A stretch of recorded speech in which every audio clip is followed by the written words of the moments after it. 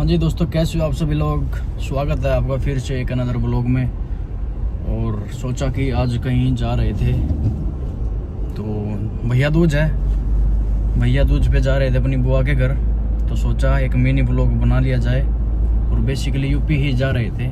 और आपने मेरे पुराने ब्लॉग भी देखे होंगे, तो वे जगह बार बार मैं दिखाता रहता हूँ क्योंकि मेरे एग्ज़ाम भी वहाँ पे होते हैं। तो चलो मिनी ब्लॉग में आज बने रहिए साथ। जहाँ जहाँ भी जाएंगे इंटरेस्टिंग जगह तो दिखाता रहूँगा मैं। बस ये मिनी ब्लॉग ही रहेगा, कुछ इसमें इन्फॉर्मेटिव चीज़ें रहेगी तो आपको बताएंगे।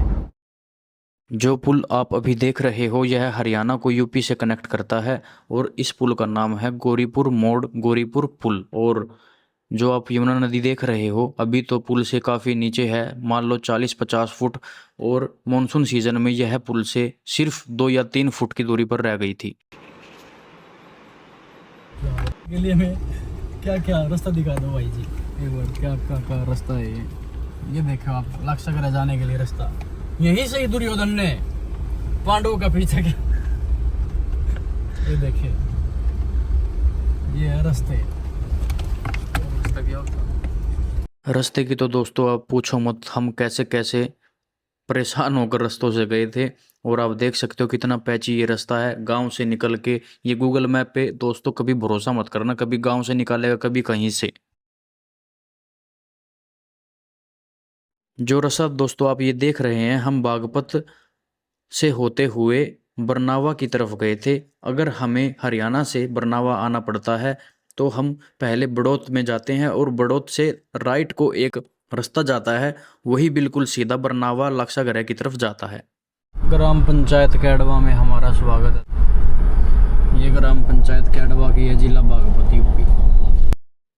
बागपत से बरनावा के बीच में जो जो गांव आते हैं या टाउन आता है मैं वह सभी कवर कर रहा हूं और उसका नाम लेकर आपके सामने पढ़ रहा हूं। और आप जैसे अगर बागपत से बरनावा आए तो आपको यह नाम सुनकर और देखकर ये एहसास हो जाएगा कि हम सही रूट पर है, इसलिए मैं ये पढ़ रहा हूं वीडियो में। तो दोस्तों ग्राम पंचायत बिनौली में हम पहुंच चुके हैं। मैंने पूरा रास्ता इसलिए कवर करके नहीं दिखाया कि ये वीडियो केवल और केवल लाक्षागृह के ऊपर है, नहीं तो वीडियो काफ़ी ज़्यादा लॉन्ग हो जाती। बस ये थोड़े थोड़े नाम मैंने इसलिए पढ़ दिए कि ताकि आप कंफ्यूज ना हो। MSG डेरा सच्चा सौदा व मानवता भलाई केंद्र शाह सतनाम जी डेरा जपना। ये बनवाली में एक राम रहीम जी का आश्रम है MSG। तो इसको देख के काफ़ी एकदम आश्चर्यचकित हुआ कि कितने ज़्यादा एकड़ में यह बनाया गया है और कैसे कैसे यहाँ पे ड्रेसिंग कोड सेंस है, ये सभी आप बोर्ड पर इस दीवार पर देख सकते हो। तेरी रे।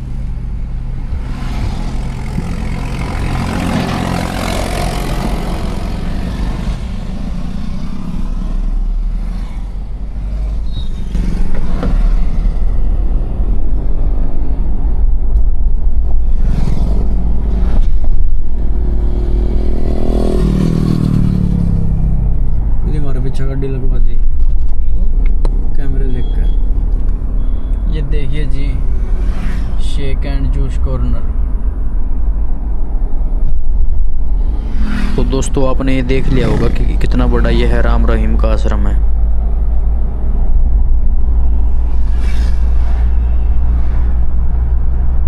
भीतर कितना बड़ा पावर है। तेरी बड़ी पार्किंग हुई। सीधा जाता हुआ रास्ता। तो दोस्तों ये रास्ता जाता है पूरा महादेव की तरफ। ऐसा माना जाता है दोस्तों यहाँ पर महर्षि वाल्मीकि ने तपस्या की थी और उस तपस्या के दौरान यहाँ पर जमीन से ही शिवलिंग निकल गया था, जिसको हम स्वयंभू बोलते हैं। और तभी से यह मंदिर पूरा महादेव के नाम से फेमस हो गया। तो हम लाक्षागृह में पहुंच गए थे दोस्तों, और यहाँ पर एक अपने संस्कृति को फॉलो करता हुआ एक गुरुकुल यहाँ पर बना रखा है। तो दोस्तों अभी हम लाक्षागृह पे पहुंच चुके हैं। यहाँ पर एक आश्रम है, गुरुकुल है, जो अपनी गुरुकुल विद्या पद्धति से यहाँ पे बच्चों की पढ़ाई कराते हैं। तो फ्रेंड्स चलो जानते हैं लाक्षागृह का इतिहास। तो सबसे पहले हम लाक्षा के बारे में जानते हैं। लाक्षा एक लक्ष नामक कीट से उत्पन्न कुछ पदार्थ होता है जिसे हम लाख में कन्वर्ट कर देते हैं, और यह कीट कीकर के पेड़ पर, हरियाणा में इसको कीकर बोलते हैं, वैसे इसको बबूल बोलते हैं, बेर के पेड़ पर और शीशम के पेड़ पर इत्यादि मिलता है। ये लाक्षागृह का षड्यंत्र पांडवों के वनवास से पहले का है, जब भीष्म पितामह ने धृतराष्ट्र को बोला कि अब युधिष्ठिर का राज्याभिषेक कर देना चाहिए। इस बात पर कौरवों ने यानी दुर्योधन ने आपत्ति जताई और अपने पिता धृतराष्ट्र को बोला, अगर पिताजी आपने युधिष्ठिर का राज्याभिषेक कर दिया तो हमें उम्र भर युधिष्ठिर का सेवक बनकर रहना पड़ेगा, इन पांडवों का सेवक बनकर रहना पड़ेगा, इसलिए आप यह राज्याभिषेक मत करो। लेकिन धृतराष्ट्र ने इसको मना किया और बोला कि इसमें भीष्म पिता की भी हामी है और प्रजा जनार्दन की भी इसमें हामी है, तो मैं यह नहीं कर सकता, और वैसे भी युधिष्ठिर तुम सब भाइयों में सबसे बड़ा है, तो राज्याभिषेक पर उसका ही हक बनता है। इसके बाद धृतराष्ट्र ने दुर्योधन को बोला, तुम अब पांडवों के रुकने का प्रबंध करो, फिर सुबह इनका राज्याभिषेक होगा।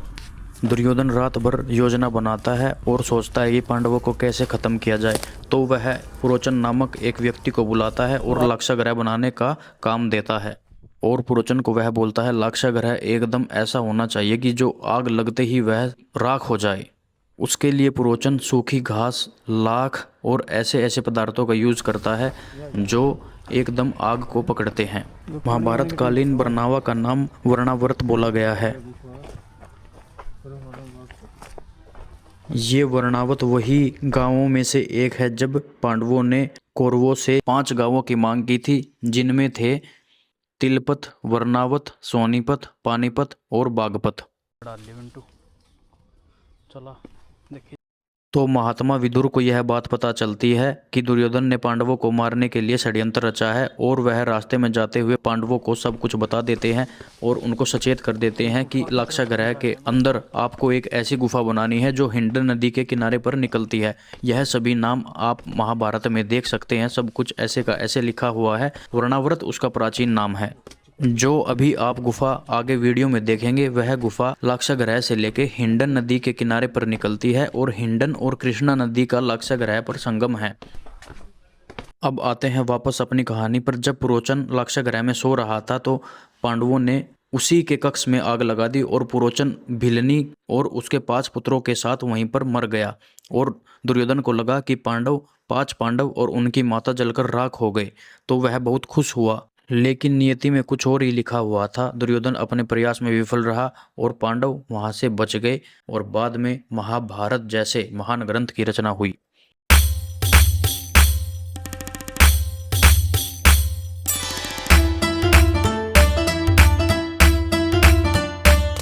जो दोस्तों आप यह गुफा देख रहे हैं, इसके साइडों में 2 पिलर भी लगे हुए थे, जो कि कुछ असामाजिक तत्वों ने इनको तोड़ दिया था और इसको बाद में मजार भी बताने लगे थे।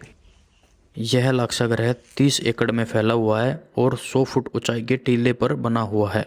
तो दोस्तों यहाँ पर ऐसा बोला जाता है कि पांडव किला भी है, जिसमें अनेक मूर्तियाँ देखी जा सकती है, लेकिन वहाँ पे ना तो हमें कोई बोर्ड दिखा कि गुफा की तरफ कहाँ पर रास्ता जाता है, और काफ़ी पैदल चलने के बाद हमें यह जगह दिखी।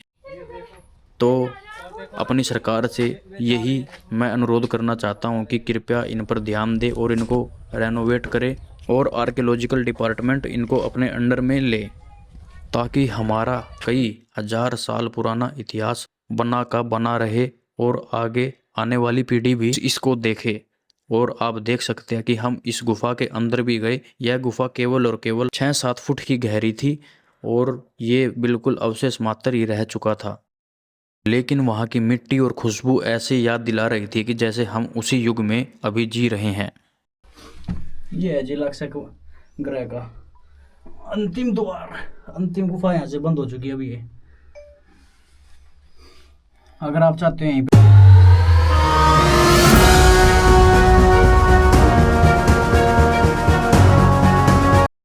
तो फ्रेंड्स, ये है 5-6 हजार साल पुराना अपना इतिहास, जिसे आपको ज़रूर जानना चाहिए और यहाँ पर विजिट करना चाहिए। तो दोस्तों, ये था लाक्षागृह जिसको देखने की बहुत इच्छा हो रही थी कि वहाँ पे जाना है। बस एक गुफा ही है यहाँ पे, वो गुफा और बंदर है, और बंदर भी बेहिसाब। बस बंदरों से आंखें लड़ी और बंदरों ने पिंडी पकड़ी। टूम कहाँ? प्रॉपर डायरेक्शंस के बोर्ड ना होने की वजह से मैं केवल यह गुफा देख पाया और कुछ चीज़ें मैं वहाँ पर नहीं देख कर आया। और मैं गुफा से कम ये लगा लो आप 1.5 किलोमीटर पैदल चलाऊं और कार हमने दूर ही पार्क कर दी थी क्योंकि हमें लगा लाक्षागृह यहीं पर है। जा रहे हैं और करते हैं अपने इस मिनी ब्लॉग को यहीं पे the end. Tata bye bye, take care, sayonara.